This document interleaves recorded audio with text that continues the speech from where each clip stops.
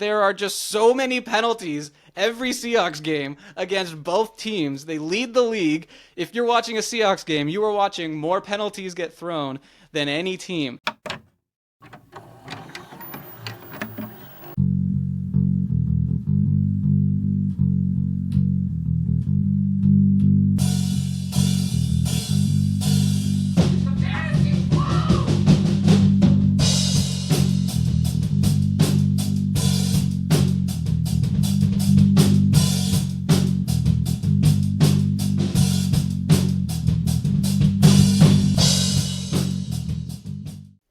Hey, welcome to the Fantasy Flow. It's Austin, it's Andy.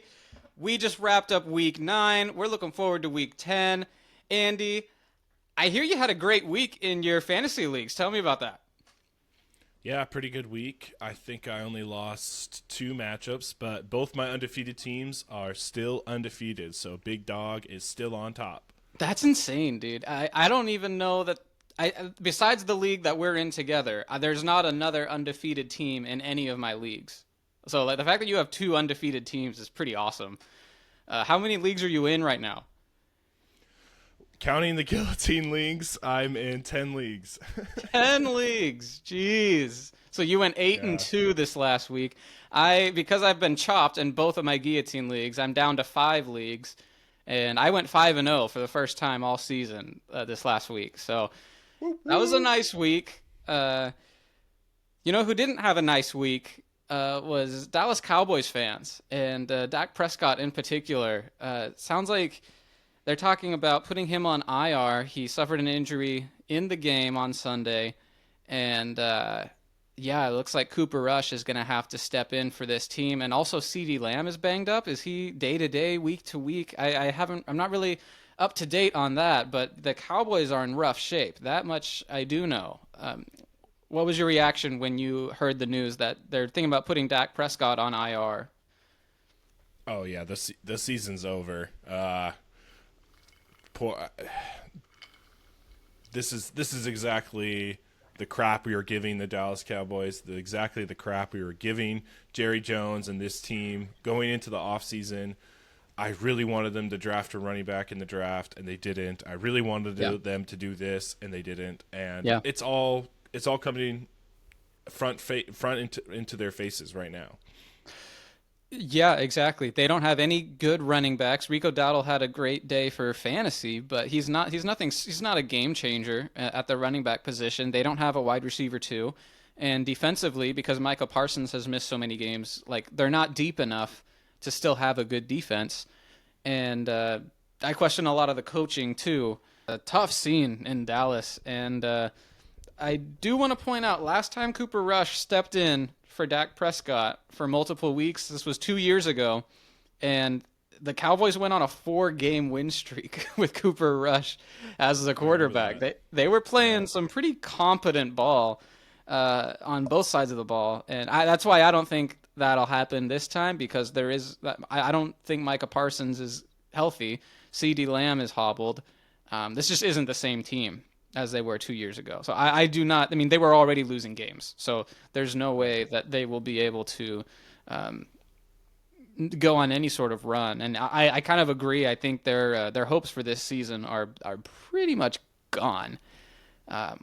We'll talk about it some more later. Trade deadline. We had the NFL Oh. trade deadline, and not as much fireworks as seasons past, but there were still some moves that were made. What stood out to you, if anything? Yeah, I feel like this year that it was the big names got traded before the trade deadline. Not so much a lot of big names right at the trade deadline. Maybe a little bit more than we're used to. So, yeah, definitely the Commanders getting Marshawn Lattimore. That was huge for me. They're realizing their spot in the playoff picture in this year's playoff hunt, and they're saying let's go for it. And a sneaky 2 trades to the Ravens, I think. Tre'Davious White, and we already mentioned the Deontay Johnson, but both of those players are really good. And I mean, the Ravens are making their moves. The Steelers are making their moves.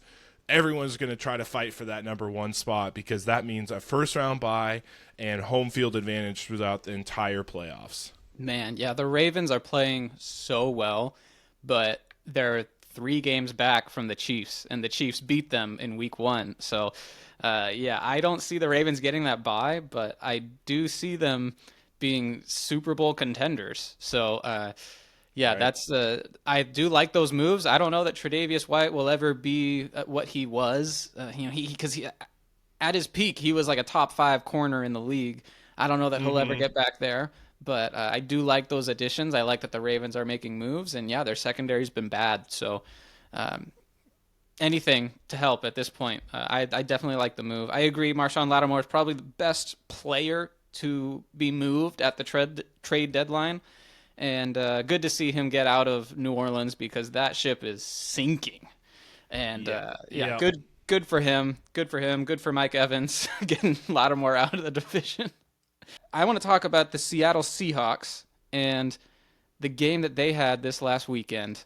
Andy, what were your thoughts? Man, absolute nail biter. I mean, you and I, we called each other right at the end of regulation, uh, and we were just on the absolute edge of our seats, pulling our hair out. Tell me, take me inside the mind of Andy during that game. Sure. Yeah, so I thought we were going to lose this game from the get go before it even started. I thought the Rams were just a better team. Seahawks at home. I've been preaching it these last couple of weeks. We play worse at home, so I was expecting the Rams to win. But to have Geno like be a terrible quarterback throughout the entire game except for like the last minute and a half at the end of each half, at the end of the first half and the second half. I mean, it reminded me of what you said about the Jets. Like they just do one or two things to just rope you back in and just give you a little bit of hope. That's why I was feeling watching this game was, man, this is like what it must be like watching the Jets because I just am so frustrated 98% of this game, and then I'm jumping up and down the last 2%. Right, right, and then your hopes are so high by the end, and then what was that, like a 40-yard bomb to Demarcus Robinson?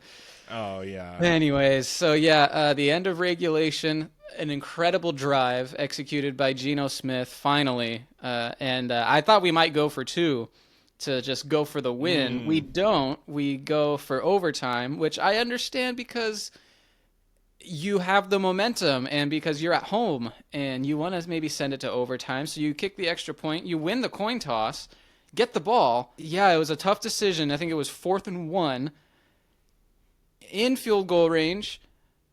And you and I kind of have a disagreement about this, so maybe we can kind of talk it through because it has Sure. implications to another one of my reactions from the weekend.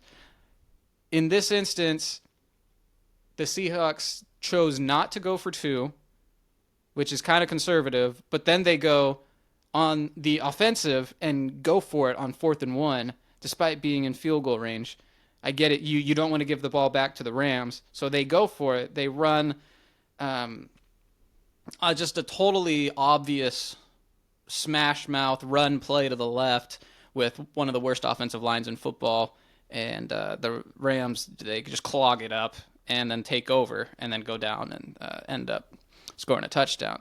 I didn't have a problem with the decision to go for it on 4th down. I didn't love the play call, but I don't know. Kenneth Walker is one of your best players. You just need a yard. It sucks, but I didn't really blame them. But you feel differently, so tell us your thoughts. Yeah, yeah. In that instance, you're lucky to be in overtime.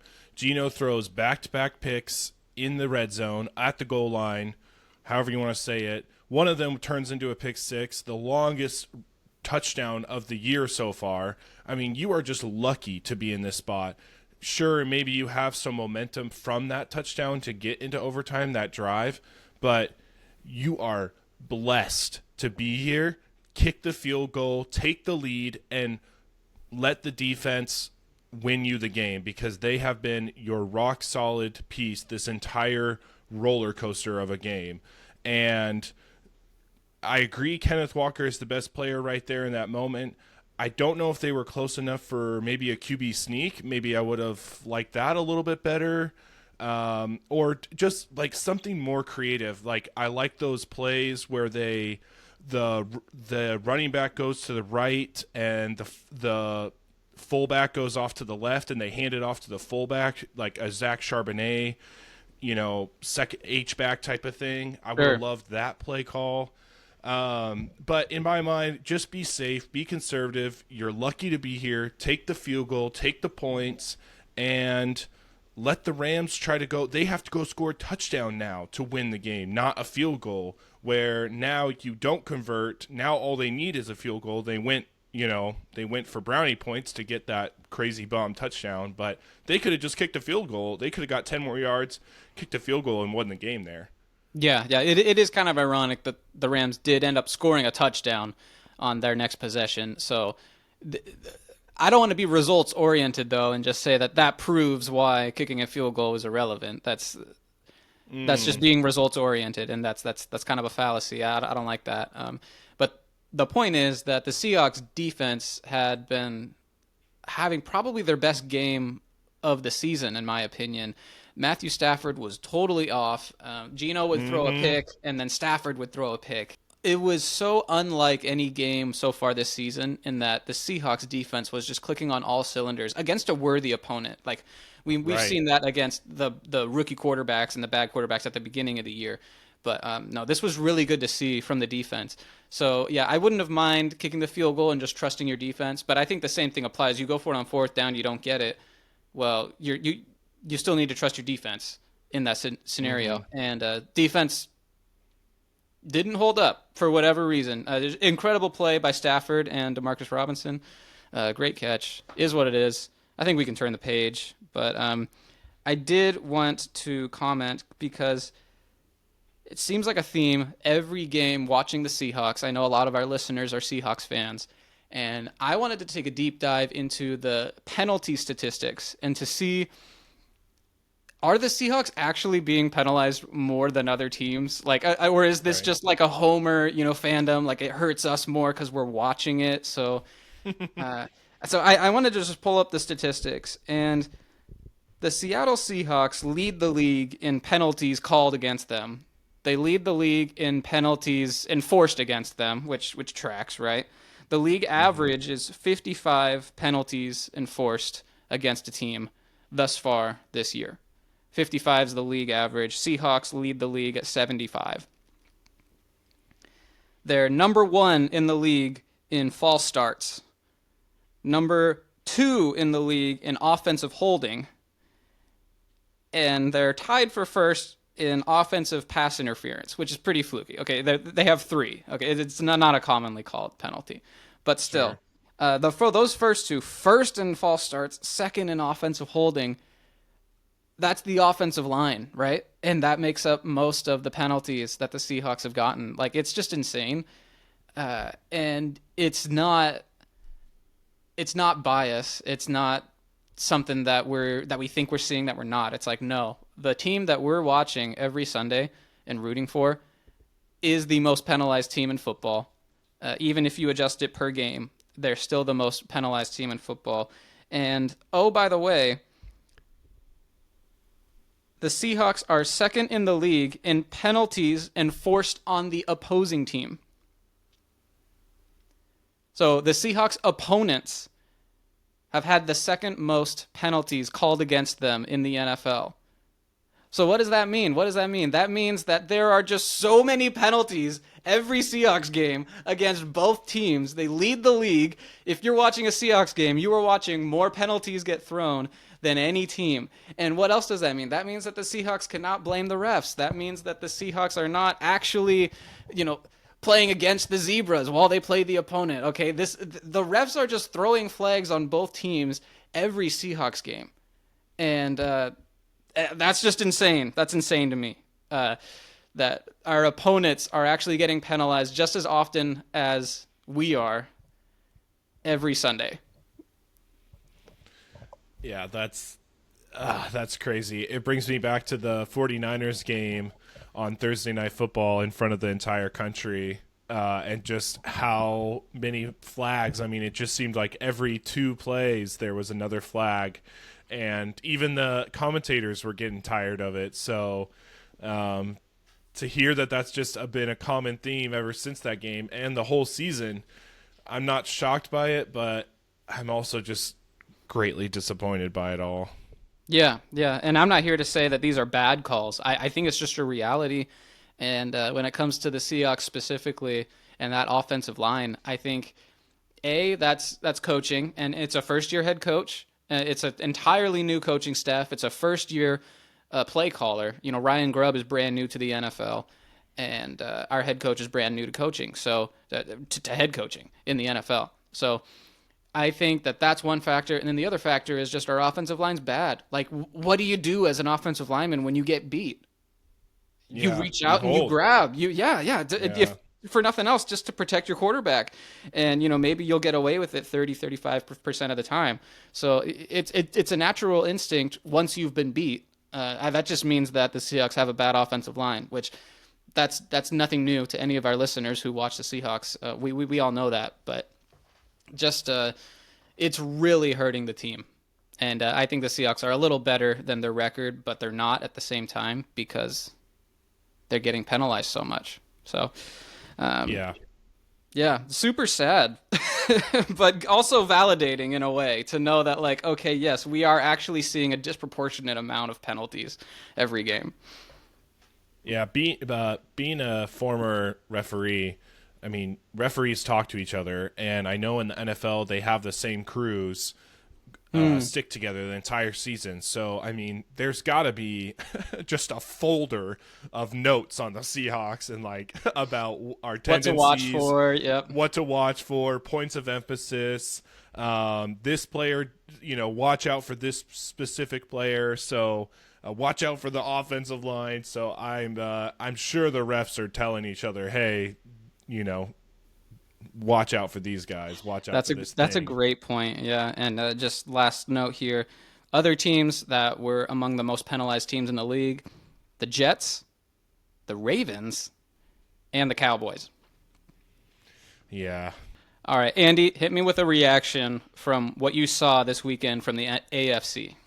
Drake May is the second best quarterback rookie to watch. Okay, okay. Okay, Behind so Bo he's Nix, not obviously. right. He's not he's not the second best rookie quarterback there is right now, but just because he's missed a bunch of games and he's still, and which has been great for him, I think.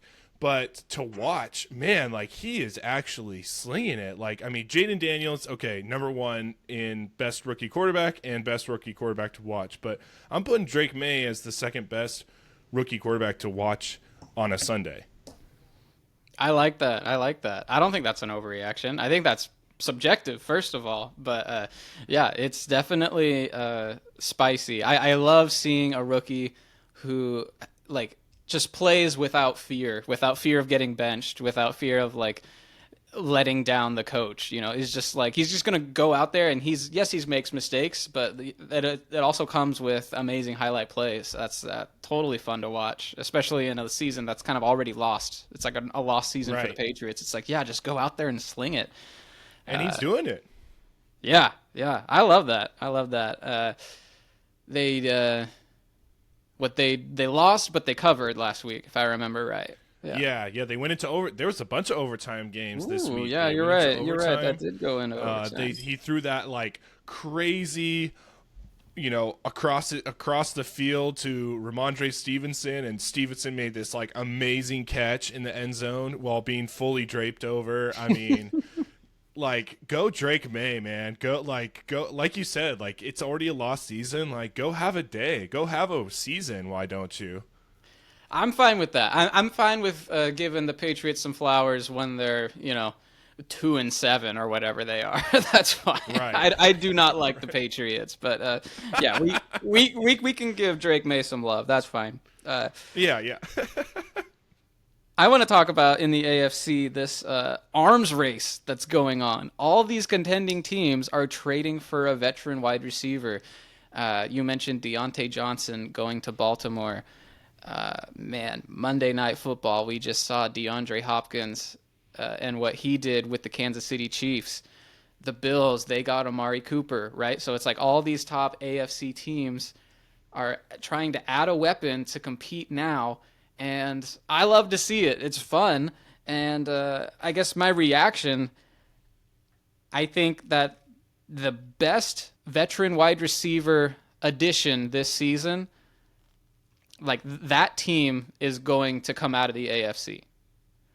So if Hopkins continues to do what he did on Monday night for the Chiefs, I think the Chiefs win the AFC. I think if Deontay Johnson comes on for the Baltimore Ravens and he can play right with Zay Flowers and they can absorb coverage from each other and they can and just give Lamar as many options as possible, then I think it's the Ravens. I think if Amari Cooper comes on and becomes that number one that Buffalo needs, then it's probably Buffalo. What do you think about that?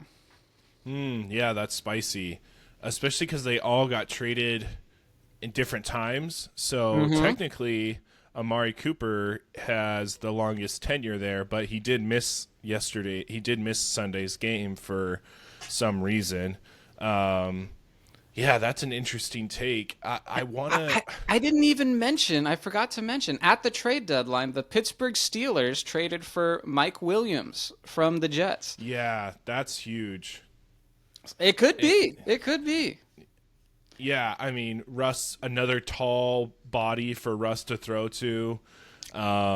Just a guy that can go get 50-50 balls, and Russ is great at those.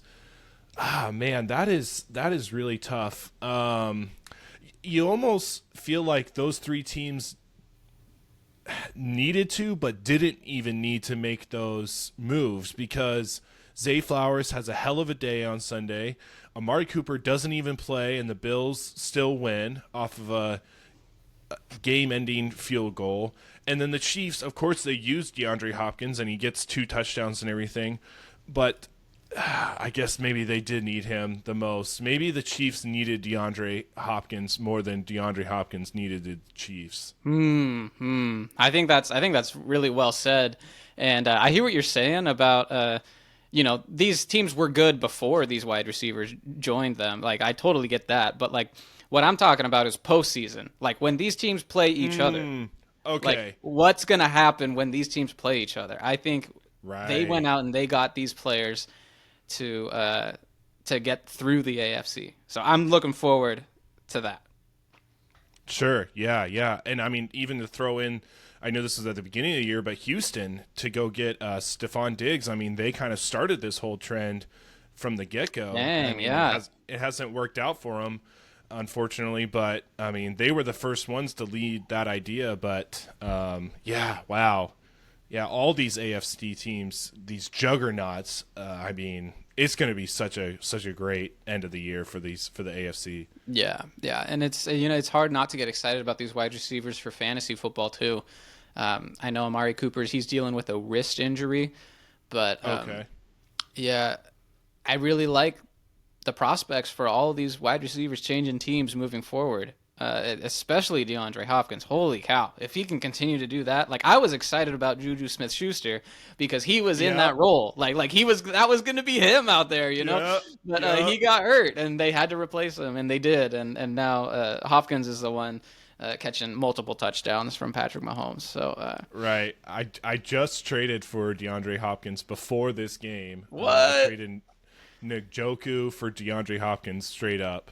Oh wow! Okay, and that's one of my undefeated teams. I have DeAndre Hopkins. So moving on over to the NFC, I want to talk more about that Monday night game that we saw the Bucks and the Chiefs go down to the wire. I mean, I've always been a Baker Mayfield guy. When I see him, I kind of see me, and so I just always rooted for the guy, but honestly, my respect for him has never been higher than it is right now this season, what he's done this year. He had a great year last year with the Bucks, but a lot of people attributed it to his offensive play caller and how great he was, Dave Canales. Now, he has taken the head coaching job with the Panthers, and well, Panthers look like one of the worst teams in the league, and the Bucks offense has not taken a single step back. And instead, I think they've actually gotten better. And he's down Chris Godwin, he's down Mike Evans, and he still goes toe to toe with the best team in the league. And my reaction from that Monday night game was that the Tampa Bay Buccaneers cost themselves the division by not going for it, not going for two at the end of the game. They score the touchdown, the extra point ties it. Going for two would probably win them the game. And their coach, Todd Bowles, did not go for two. He kicked the extra point. They lost the coin toss at the beginning of overtime, and they never saw the ball again. Game over. Because of course. Because of course. It's the Chiefs. You're going to give the ball back to Mahomes? I look, they're down 2 games to the Atlanta Falcons, but the Falcons already beat them twice, which gives them the tiebreaker. So really, they're down 3 games. And I just don't see it happening. And it's such a shame because Baker Mayfield is just absolutely balling out. But yeah, they had the Chiefs, and they didn't go for two. They gave the ball back to him. And I don't think they can win the division anymore. What do you think, Andy? I love this take. I mean, what a game in the first place from both sides. That was awesome. I mean, yeah, just super entertaining. I love this take because I wasn't thinking this cost them the division, but I definitely was thinking you need to go for two here. You're on the road. Dan Patrick said it best today, in my opinion. He said when you're at home, you go for one and you go to overtime. When you're on the road against an amazing opponent like the Chiefs, you go for two because there's the chances of you winning the game any point past that point are dramatically down. So, yeah, I think going for two there was the move. I was surprised they didn't. We've just, like you said, we've seen it time and time again when the Chiefs go to overtime or Chiefs have the ball with a minute left or a minute or less left. So, yeah, I love that take. I don't think it's an overreaction. Like you said, they're down 2 games, technically 3 because of the tiebreaker.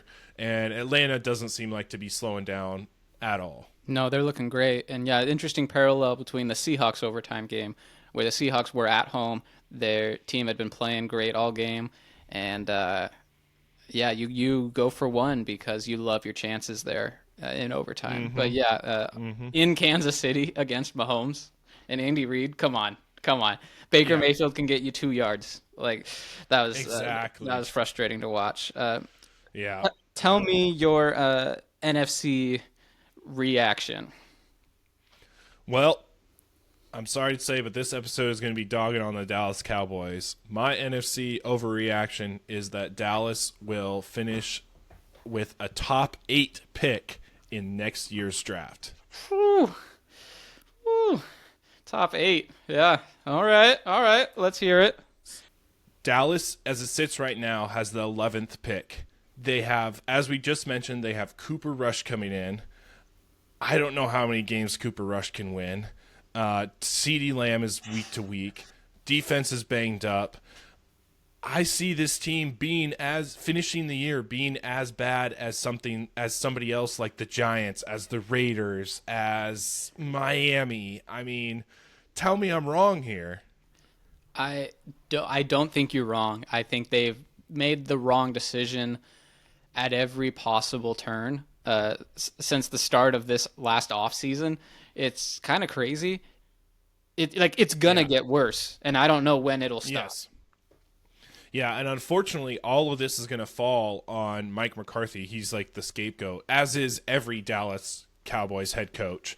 But really, like you say, it should fall on Jerry Jones and the GM, and it almost feels like he's building this team like he doesn't know he has a year left to live, because if he knew this was his last year, he would be going all in a completely different way. He would be going to get these free agents. He would be paying high prices for these players. He'd be going to spend all this draft capital to get these players into the building and make this team the best he possibly could. I feel like he looks at this team and sees it one way, and then the rest of the league and even his own locker room says, "No, bro, we're not good."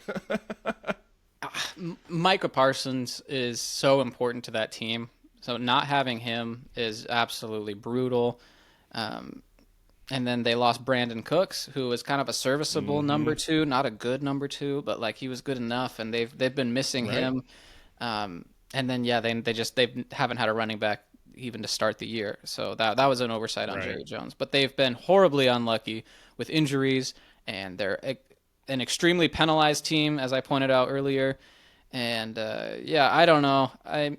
Is it McCarthy's fault? Probably not. But like at the same time, he's had enough time there, and they haven't done anything. So I wouldn't mind if they moved on from him if I was a Cowboys fan, which I'm not. I have no horse in the race. But no, absolutely yikes. And I think that's a great transition to our next segment where we eliminate a team from the playoffs.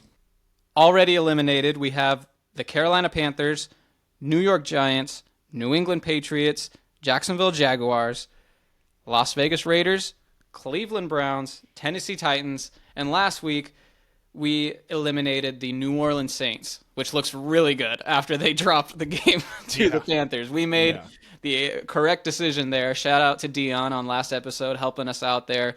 We eliminated the Saints. Honestly, this year, this exercise has felt super easy. There's a lot of dud teams out there, and I think we have two more that I feel really good about eliminating. One of them is the Cowboys that we've been talking about. The other one that's still kind of hanging out there is the Miami Dolphins. We talked about the Dolphins last week. We talked about the Jets last week.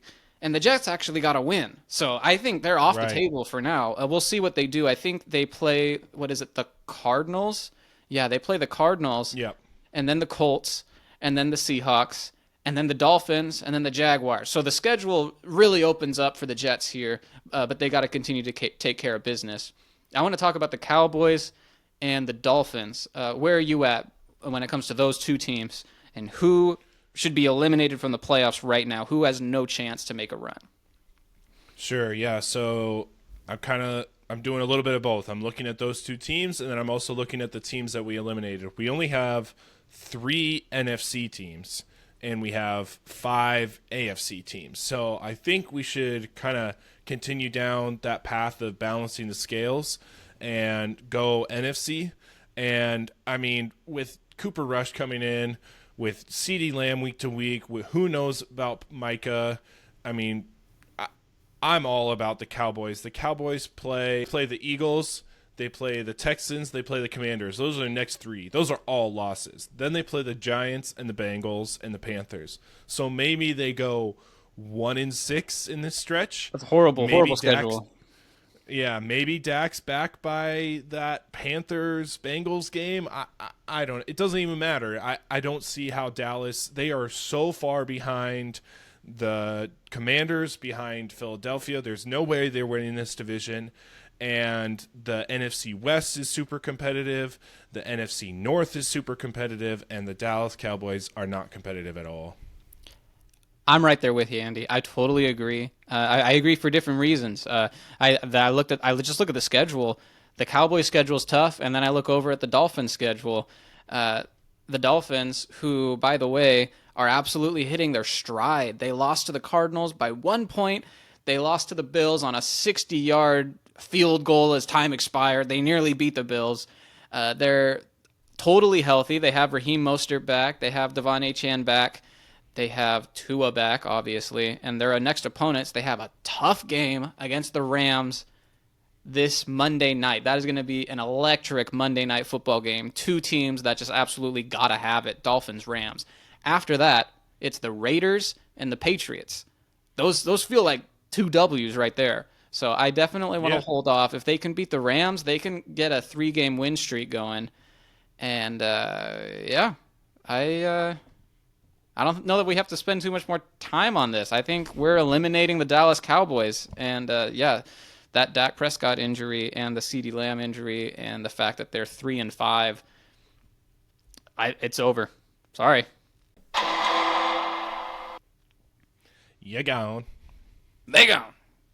All right.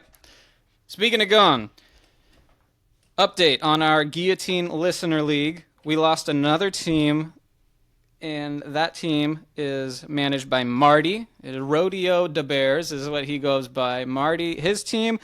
Honestly, I was a little underwhelmed when that team got chopped. I was looking at the players that are going to be available. I think we've seen better teams get chopped, but props to Marty for making it as long as he did. Jamar Chase is now available, so that's a huge name. Not a lot of big names outside of that. You have anything to say, Andy? Yeah, I'm looking at his team right now. So he lost Chris Godwin for the year. He didn't have Brian Robinson this last game. Um, he lost Chris Olave a Yeah, what was that that, in the Olave first quarter or injury something. that banged a lot of people. Yeah, Yeah, yeah. So, I mean, he started Nick Chubb. I mean, I even started Nick Chubb in one league this week, and I lost gross. because it's Nick Chubb. Exactly, exactly. So, Yeah, he had two running backs on his bench go for 20 plus points. So he, you know, unfortunate when it comes to the Chris Olave injury, but like he could have just managed that a little better and he'd still be yeah, here. So that's tough to right, see. right. But yeah, Jamar Chase. I mean, one note I will say is that he has the most points for Whoo. going into that week. He had the most points for. So to see the team that has the most points get chopped, that's just another reminder no one is No safe. one is safe. That's exactly right. And this marks, well, I think we're beyond halfway now because we've eliminated 9 out of 18. So 8 more teams to get chopped before we crown a winner. And yeah, moment of silence for Marty.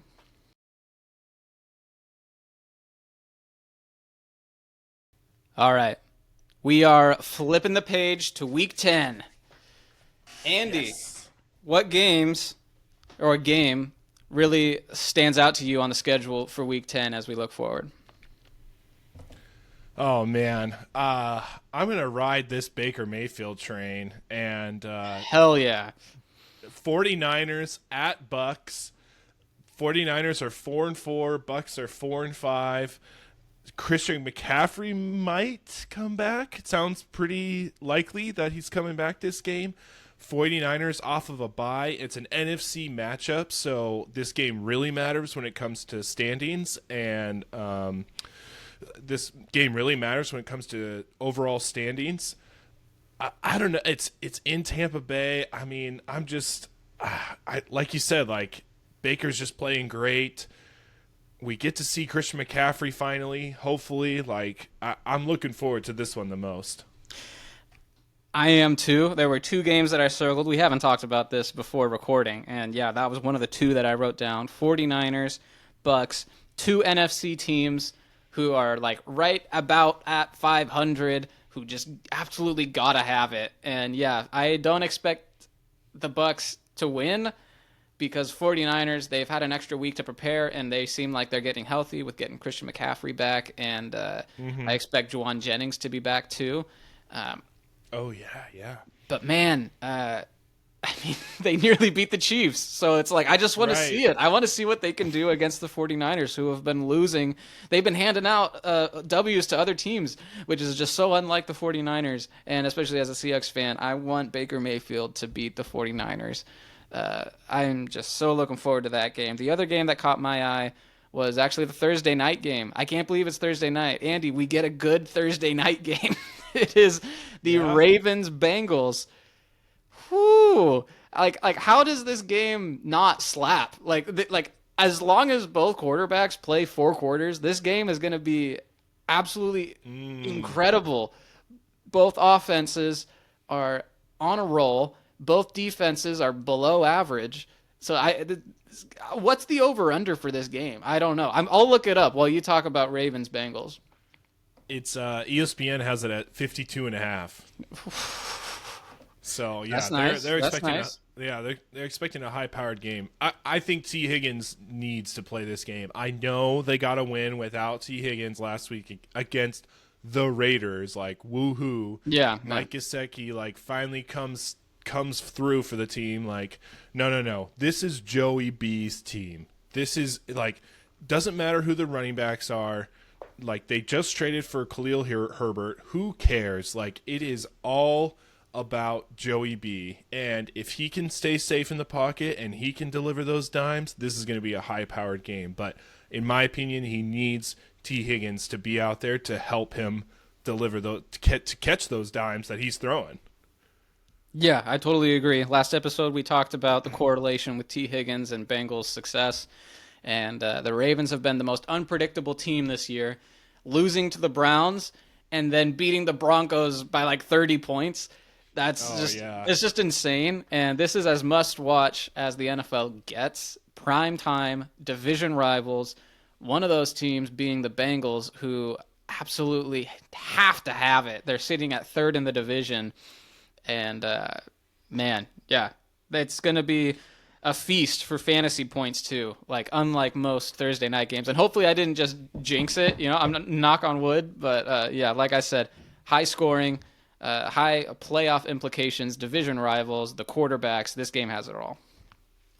I was looking at the Ravens and seeing their past games so far. They haven't scored less than 20 points all season long, and that game was against the Chiefs week 1. And another fun fact, they've hit 41 points 3 times this year already, and one of them was just last week. 41 points 3 times? That's crazy. Yeah, that is absolutely nuts. Should be a good one, man. Yeah. I mean, yeah, Ravens offense is just lighting it up. So let's hope that the Bengals can keep toe-to-toe with that. Let's jump into fantasy football, week 10. Who are you flowing into your fantasy lineup? Who are some of your starts for this week? Okay, I'm done messing around with this guy. I'm putting him into the lineup anytime I have a spare running back spot.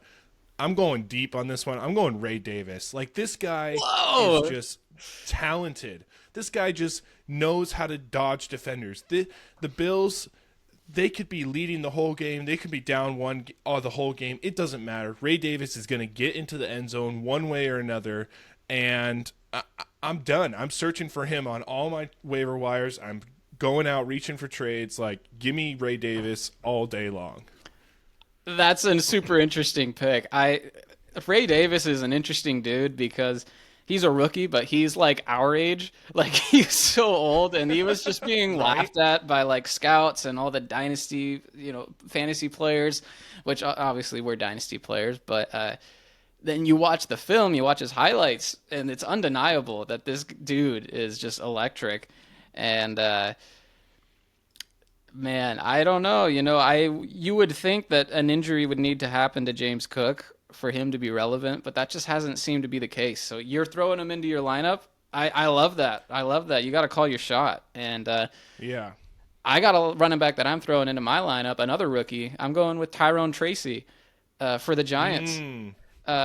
He has totally usurped Devin Singletary in the Giants offense. They've basically said Tyrone is their starter without saying it. Right. They've said it with how many carries they're giving him.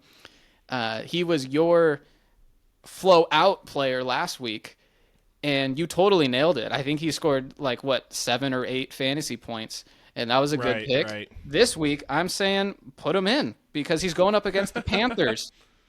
Right. He's going against the Panthers. It's a great matchup, and he's 1 week removed from his concussion. I'm just giving our listeners confidence to throw him into your lineup, into your flex. Like, it's just a nice, safe floor play. Yeah, him and Singletary actually had pretty good rushing production when you're looking at the box score. Tracy had 16 carries for 66 yards, averaging just over 4 yards a carry, and then Singletary actually had 7 carries for 33 yards. Again, 4.7 yards per carry. The New York rushing game with Daniel Jones, if Daniel Jones can like turn into the beast that he was sought out to be in the draft, like this rushing team and offense as a whole can really flow and really help this team win. So I mean they kept toe to toe with the Commanders last week, and yeah, I agree though. Tracy has definitely overtaken that starting spot. Yeah, we didn't like him against the Commanders, but we like him against the Panthers. So Exactly. all right, hit me with another player that you're flowing into your lineup. The next guy I'm going with is Sam Darnold. The Vikings are going against the Jaguars. It's in Jacksonville, but that doesn't matter. I mean, now that TJ Hawkinson has come back, they got their favorite player, Cam Akers, back on the team. like, Sam Darnold, he's in his flow. He's in his jam. It opens up Addison more now that TJ's out there. And of course, you got Justin Jefferson, one of the probably the best wide receiver, if not one of the best. I mean, Jaguars are easy to go against. They're easy to pick on. Give me Sam Darnold this week. I think you could easily flow him into your lineup. Yeah, I love that pick. I love that matchup against the Jaguars. Bad secondary. The Jaguars have been weird. They've been losing, but they've been covering like week after week. They've been covering that point spread. Right. So yeah, hopefully Sam Darnold will be able. He'll need to throw just enough, to stuff the stat sheet. Yeah. I'm going with another quarterback. I'm going with Kirk Cousins, your boy, Kirk O'Chains. He's got a great matchup this week against the Saints. Man, Kirk Cousins, he's really only had 3 like great fantasy weeks so far. 2 of them have been against the Bucks. But man, I like this one against the Saints. The Saints are in just a total tailspin, and they just traded away their best defensive player, Marshawn Lattimore. So the Saints defense is just toothless, and I don't care if Drake London plays this week or not. He's day to day with a hip injury. I don't care. I think Cousins is going to produce either way. I think there's about like maybe 5, maybe 6 quarterbacks that you're starting every single week.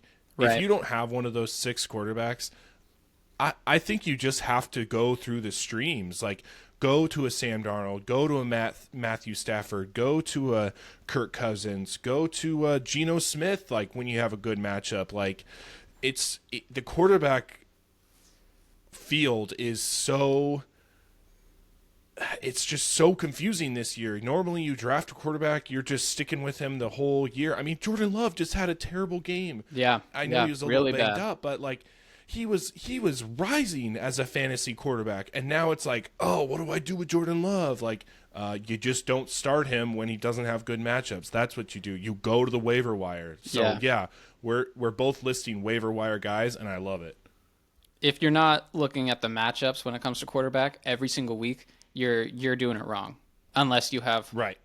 Josh Allen or Jalen Hurts. Yeah, Jalen Hurts, Jaden Lamar, Daniels. Yeah, Lamar's Jaden a great Daniels. one.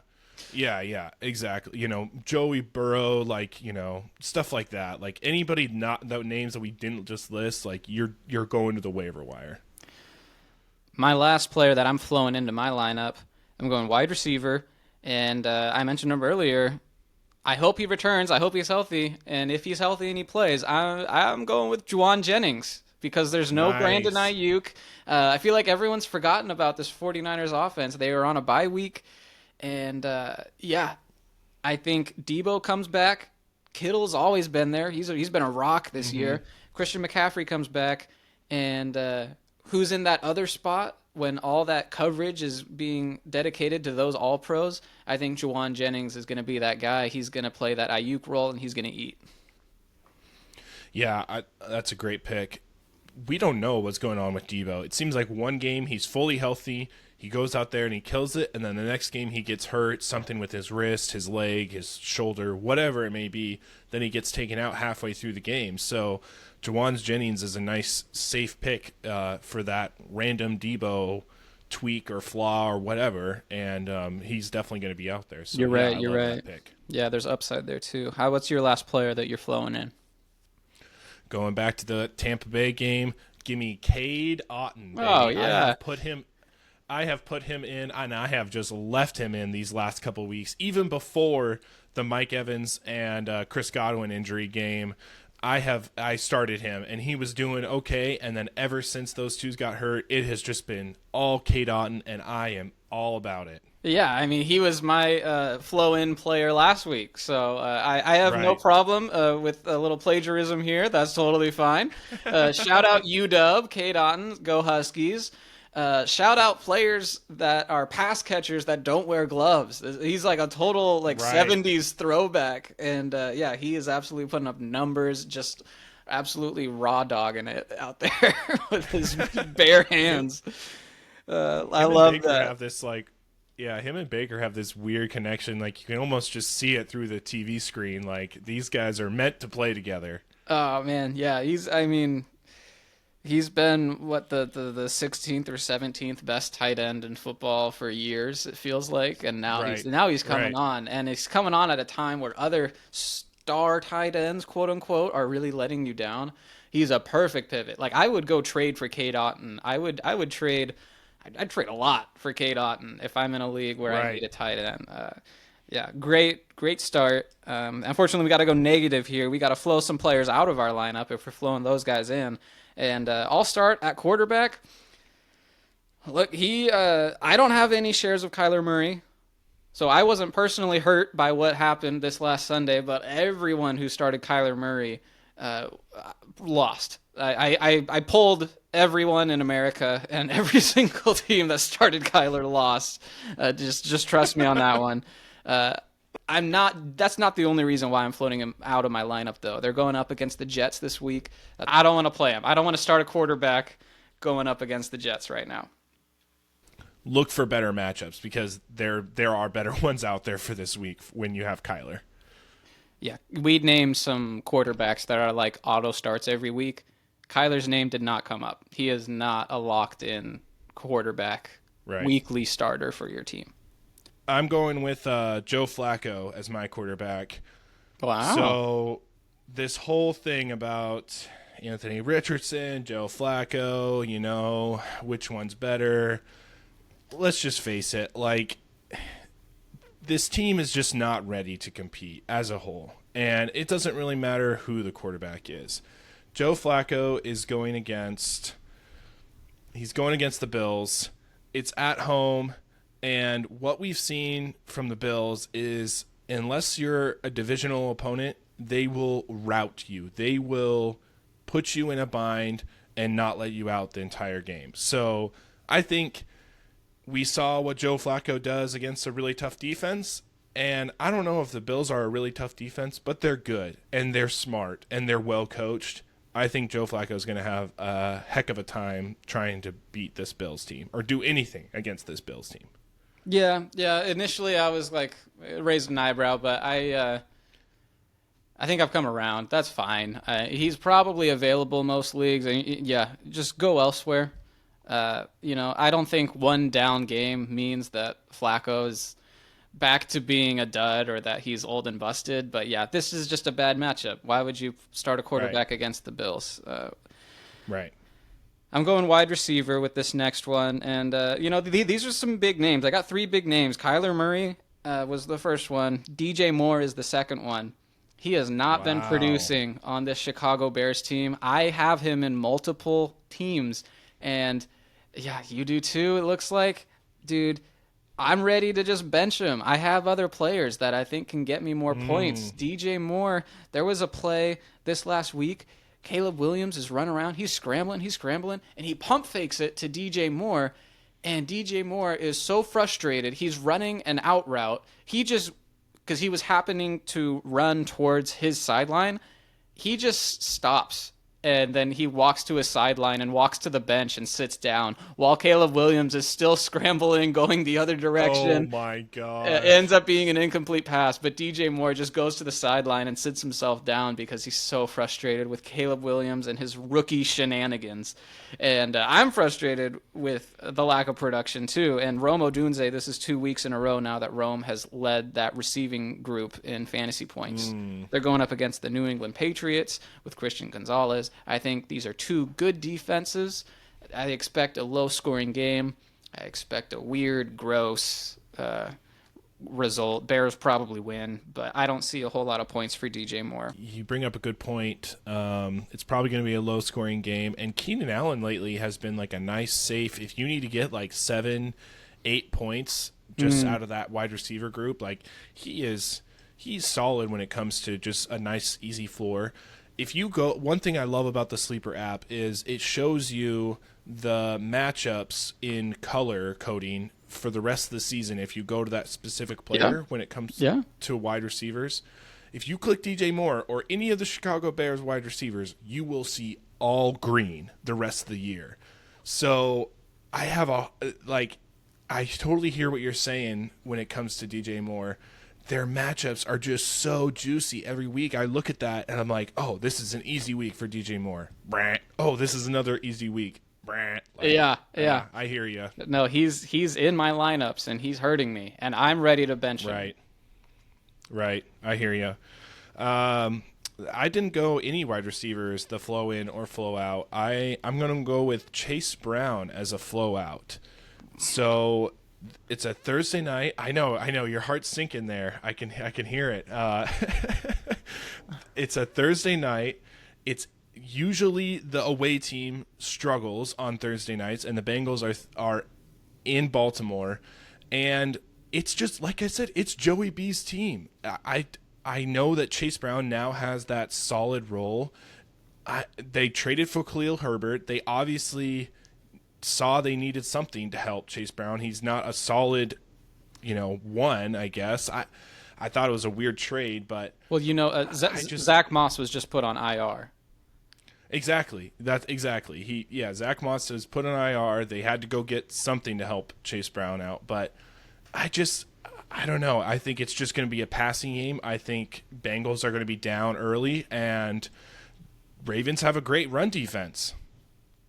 Okay. I don't see why Chase Brown won't be involved in the pass game. He's a good pass catcher. I think, especially if T doesn't play, but if T does play, I think Chase Brown is catching balls. So True. I can't stand with this one. We'll see. We'll see.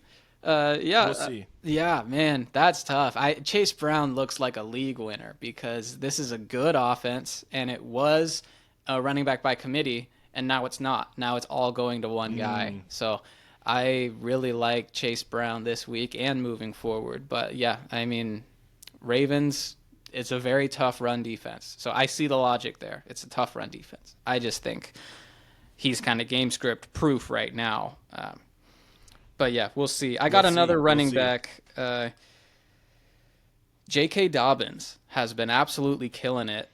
And man, I want to pull up his actual game log because I think his fantasy points are a little deceptive. They're going up against the Tennessee Titans this week, which is per, stats, season-long stats, the number one defense. They have the fewest points against, I think the fewest yards. The Chargers are right there too, so this looks like it's going to be a low-scoring game. And I just want to look at Dobbins' numbers. Last week, he absolutely tore up the Cleveland Browns, but before that, he had 5 straight games where he was under 4 yards a carry. Yikes. Yeah, so he has not been very efficient going up against a tough defense. Yes, I know the Chargers are projected to win. They probably will win, but I think he's just been so reliant on touchdowns, and I just don't see it this week. Very reliant on touchdowns and breakaway runs. I just looked at his box score last week. He had a 34-yard run. Oh my god! So and how many rushing yards did he have? Yeah. 84. So you take that away, and he only has 50 yards. He has 13 rushes for 50 yards. All right, so that's like So right around 4 a carry, less than 4. Yeah, right, right, and that was, I'm pretty sure that breakaway probably run was the touchdown. probably garbage time. Yeah, I don't know. Yeah, so I agree. I really like J.K. Dobbins as a story, and I think he fits this team really well. He seems like one of those fantasy players that was like a first half of the season wonder, and now is really tapering off. And now that John Harbaugh and Greg Roman have figured out how to use Herbert and their wide receivers, it's like, dude, this guy is an all-star. This guy's an all-pro. Like, why? Like, now that we have him figured out, let's use him instead of this J.K. Dobbins guy. Yeah. We'll see. I do like J.K. Dobbins for comeback player of the year. Just what he's the injuries that he's overcome. You know, there's a nice little compliment sandwich. Okay, but bench him this week. I like what he's done. Bench him this week, right, and then give him a comeback player of the year. Do you have one more flow out player? Yeah, I'm going tight end Dallas Goedert. Eagles are going against the Cowboys. This is going to be an all Saquon. I mean, the Eagles are going to be up early, and they're going to be up the entire game. I don't really think they're going to need Dallas Goedert. A.J. Brown got hurt, so it seems like a good play, but I think it's just going to be all Jalen Hurts, all Saquon, and all Devontae Smith. I have a hard time trusting Goddard. He did have that one like crazy game where he caught like 10 passes, and we haven't seen anything since. No, yeah, that seemed like a flash in the pan. I think managers might be excited to have him back coming off of injury, but yeah, I would just keep him out of your lineup. I think that's a good pick. Let's move on to our last segment, the Fantasy Flow 4-pack. I'll start it off real quick. Okay, these are going to just be some fast hitters. Falcons, -3.5 against the Saints. Saints are really bad, just traded away their worst, they're their best defensive player. Defense is trash. They'll cover 3.5. Andy? Yeah, I'm going Minnesota Vikings, -4 against the Jacksonville Jaguars. Vikings are 6-2. Jaguars are 2-7. I easily think Minnesota can win by more than 4 points. I think they can too. Yeah, Jags have been weird. Jags have been feisty. They've been covering some of these point spreads. I saw that, and then I was kind of shied away from it. But yeah, sure, I like where your head's at there. Yeah. This one's going to be spicy. Okay, we haven't teased it the entire show, so we might hang here for a minute. I'm taking the Steelers +3.5 against the Commanders. Ooh. Wow, what a game this is going to be. Yeah, maybe we should have talked about it, because if you just look at the records, this is like a great matchup between two top teams, but just no one's really excited to watch it. No. It's Russell Wilson, it's Jaden Daniels, but really when you think of the Steelers, you think of that defense, and when you think of the Commanders, at least for me, like I don't really know what to think. Like, how good are the Commanders? It feels like they're not as good as their record. And I think Jaden Daniels hasn't really encountered a defense as tough as the Steelers. So if I'm getting more than a field goal, I'm going to go ahead and take the Steelers, who just added Mike Williams, who's like a nice red zone threat. Yeah, I just think the competence of the Steelers on both sides of the ball, they're going to at least keep this a field goal game. Yeah, that's a good point. I could easily see the Commanders winning 22-20, but at the same time, the Steelers' defense is just so good, and if they don't have Brian Robinson back, I don't know how Eckler's going to handle that defense and that workload. So yeah, that's a spicy one. I'm excited to see how that one plays out. So we didn't tell each other our picks, and I wrote down Atlanta because that was just too easy of a pick. So I'm gonna go spicy too. I'm gonna go Dolphins +2.5 against the Rams on Monday Night Football. Okay. The 2-6 Dolphins. They barely lose. They lose to a game-ending field goal against the Bills. They keep. I mean, I know it's a divisional game. But Jalen Ramsey revenge game, right? Like, Here we go. I think the Rams, the Seattle Seahawks put out some type of a blueprint to disrupt Stafford and get him off his game.